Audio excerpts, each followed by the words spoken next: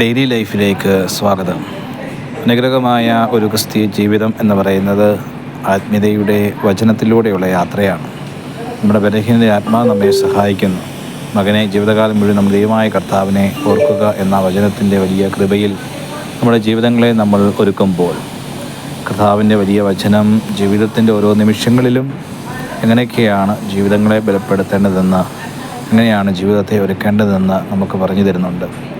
കാലഘട്ടങ്ങളോട് നടന്നു പോകുന്ന ജീവിത മേഖലകളിൽ ജീവിതത്തിൻ്റെ ദിശാബോധം തരുന്നതാണ് വചനം എന്ന് പറയുന്നത്. അത് ആത്മീയതയുടെ വലിയൊരു കൃപ പകരുന്ന ഒരു ഭക്ഷണമാണ്. ദൈവത്തിൻ്റെ കരുണയിലേക്ക് അലിഞ്ഞു ചേർന്ന് ദൈവം നമ്മോട് സംസാരിക്കുന്നത് കേൾക്കാനുള്ള ഒരു തുറവി നമ്മുടെ ജീവിതങ്ങളിലുണ്ടെങ്കിൽ വഴിമേഖലകളെക്കുറിച്ച് വ്യക്തമായ ബോധ്യം വചനം നമുക്ക് തരുന്നുണ്ട്.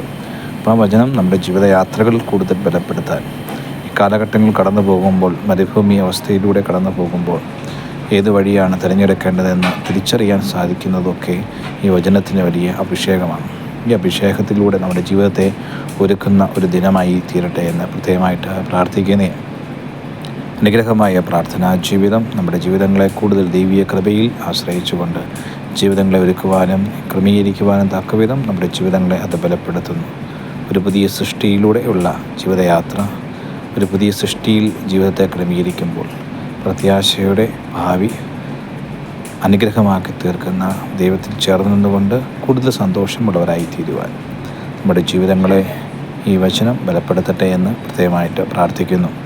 ഡെയിലി ജീവിതങ്ങളിൽ വചനത്തിന് വലിയ അഭിഷേകം, അനുഗ്രഹം നമ്മെപ്പോലെ ചേർത്ത് പിടിക്കുവാൻ, കൃപയുടെ ആ വലിയ തലം നമ്മുടെ ജീവിതങ്ങളെ അനുഗ്രഹമാക്കി തീർക്കുവാൻ ഈ അനുഗ്രഹമായ ഈ വചനത്തിൻ്റെ അഭിഷേകം ജീവിതങ്ങളിൽ എന്നും ബലപ്പെടട്ടെ എന്ന് പ്രത്യേകമായിട്ട് പ്രാർത്ഥിക്കുന്നു. ബലപ്പെട്ട് കിട്ടുന്ന ആത്മീയതയെ സമ്പന്നമാക്കുന്ന ദൈവത്തിൻ്റെ വലിയ കൃപ നമ്മുടെ ജീവിതങ്ങളിൽ ചേർത്ത് പിടിക്കുന്ന ദൈവാശ്രയ ബോധ്യം നമ്മെ കൂടുതൽ ദൈവാനുഗ്രഹമാക്കി മാറ്റട്ടെ.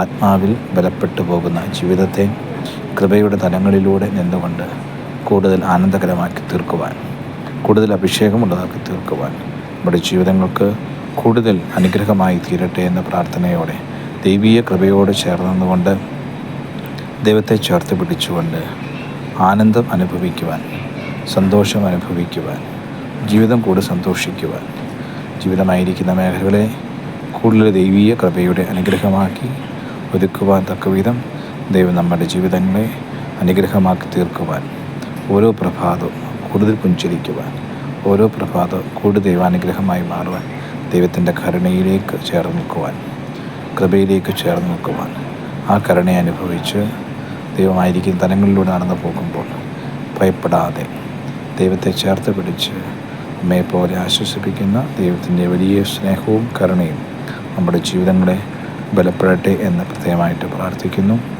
ഏവർക്കും ദൈവാശ്രയത്തിൻ്റെ അനുഗ്രഹമായ യാത്രയും ദൈവകൃപയുടെ അനുഗ്രഹങ്ങൾ, കൃപയുടെ തലങ്ങൾ നേരട്ടെ എന്ന് പ്രാർത്ഥിച്ച് എല്ലാ വിജയാശംസകളും പ്രാർത്ഥനകളും ഏവർക്കും പ്രത്യേകമായിട്ട് നേടുകയാണ്.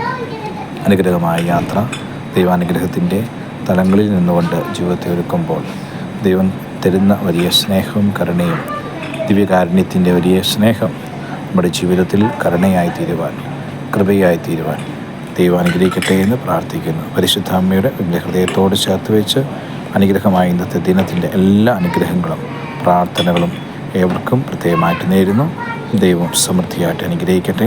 കർത്താവിൻ്റെ ഹൃദയത്തിൻ്റെ കരുണയും സ്നേഹവും എന്നും അനുഭവിച്ച് യോസേപ്പിൻ്റെ ജീവിതത്തെ പോലെ നീതിമാനായ, നീതീകരിക്കപ്പെട്ട പരിശുദ്ധ അമ്മയെപ്പോലെ വിശ്വസ്തതയുള്ള, വിശുദ്ധിയുള്ള ജീവിതങ്ങളായി നമ്മുടെ ജീവിതങ്ങൾ എന്നും അനുഗ്രഹമായി തീരുവാൻ, എന്നും കൃപയായി തീരുവാൻ ദൈവം ഓരോരുത്തരുടെ ജീവിതങ്ങളെയും അനുഗ്രഹിക്കട്ടെ എന്ന്, ബലപ്പെടുത്തട്ടെ എന്ന് പ്രാർത്ഥിക്കുന്നു.